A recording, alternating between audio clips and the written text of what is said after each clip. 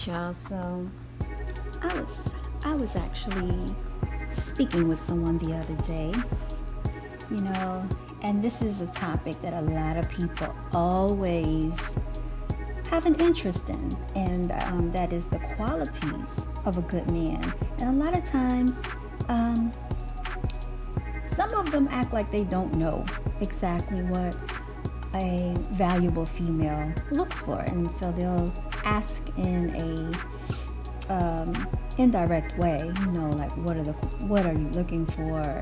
I mean, they might not just come out and say it, but they fish around for the answer. So I just thought this was a good topic to speak upon.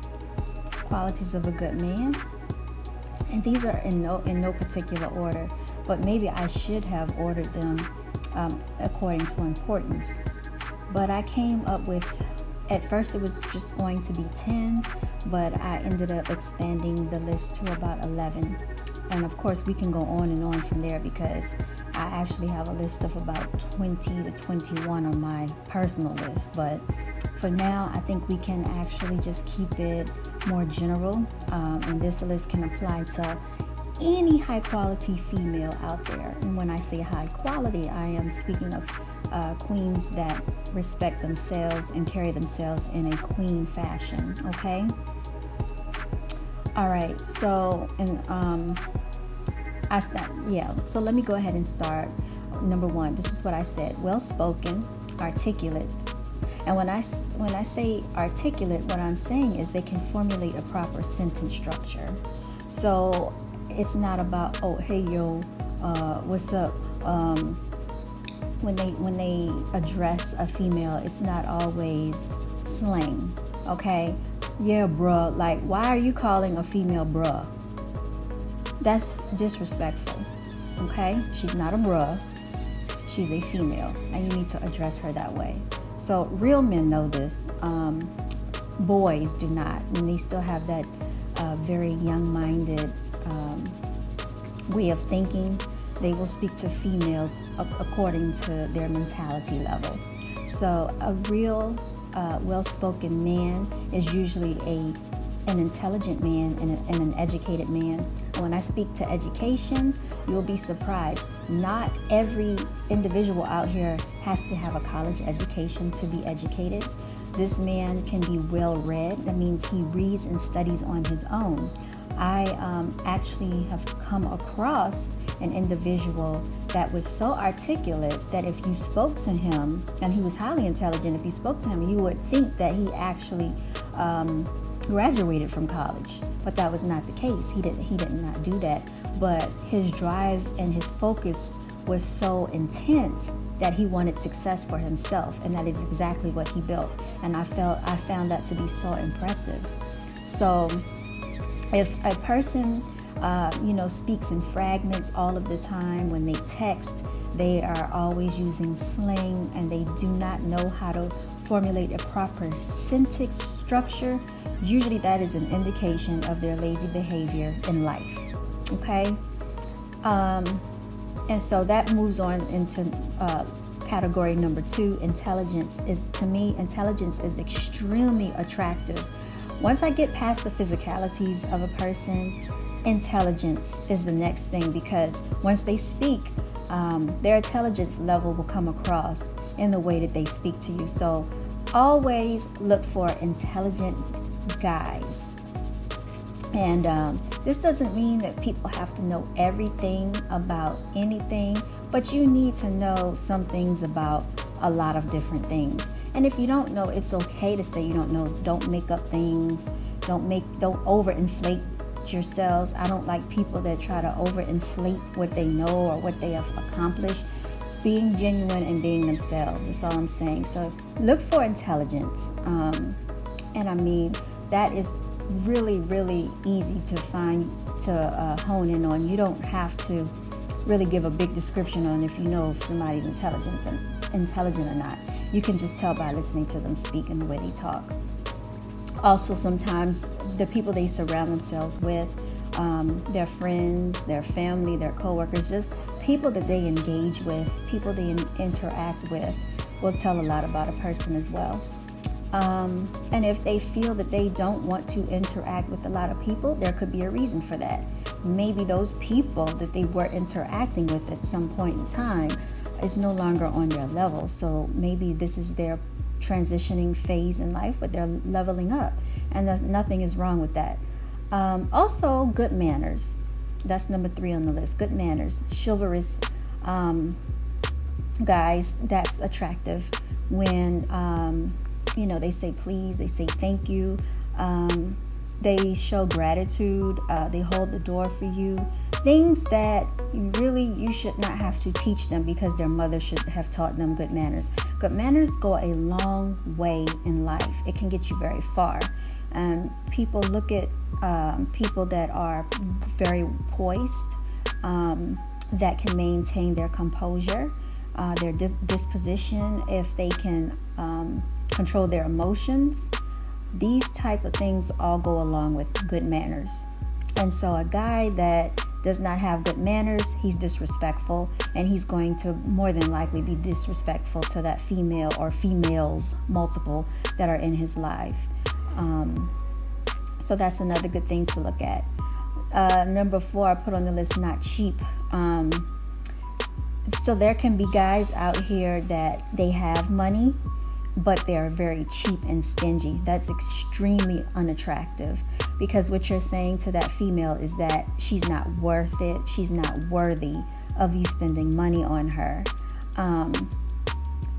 It's very, that will knock you off the list, basically being cheap. Okay? So you can have money and be cheap, because, all right, think about it like this. There could be a guy, say he has $20,000 in his bank account.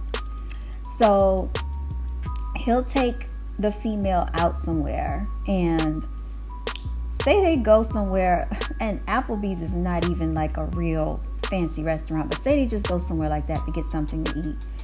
And he'll buy her something to eat, he'll buy her some food, and think he's really done it. Like, okay, what is that? Now, say they go to the mall. Say, she sees a bag that she likes, or she sees, some boots, some shoes that she likes. And, he has it, but she might say, oh, these are cute, I like these. He'll watch her try on the shoes, walk around in the shoes, admire the shoes. But then he won't offer to buy them, or he won't say, here, I got it, I'll get these for you. No. So after they get home, she brings it up, and he's like, oh, all you had to do was ask. No, she shouldn't have to ask. You should offer. Okay, so that's just saying that you were not that willing to be forthcoming to spend your money on her. So you don't even see her as an investment on some shoes, but you have all this money in your bank account. That's such a turnoff, and it's very unattractive. Cheap dudes that act like that, I can't stand that. But now, say this other guy, he doesn't even have $20,000 in the bank. Say he has, we're just gonna give it a very low number. He has $1,000 in his bank account, and that's very low. Okay, so, and then maybe that's in their savings, and we're just gonna say that's in the savings. They should have more in the checking, So they have some in the checking, they have just some savings. Okay. So he's trying to build his savings up. Now, maybe he's not in the position to be really dealing with a female if his savings account isn't up there, but he's trying. So say he's building a business. Okay.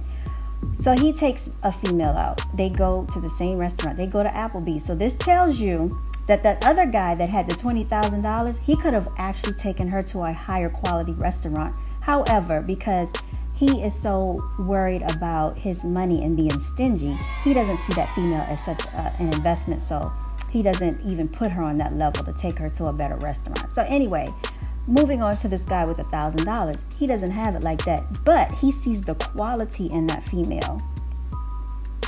So, they go to Applebee's, they go to the mall. Now, she tries on the same pair of shoes, she sees these shoes again.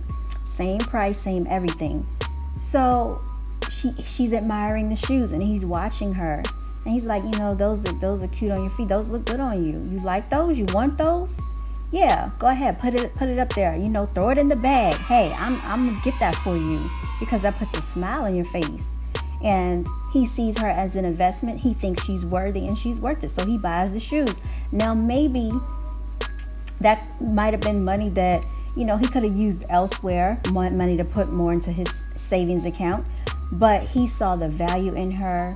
He feels that she's a high quality female, and so he's willing and ready to make that investment. Not to say that he's not able, but he's not as able as the guy with the $20,000. So if a guy is willing to give you his last versus a guy that has it and not really willing to give you his last, then that guy's stingy, and that's unattractive. You don't want that type of dude because he's cheap and stingy.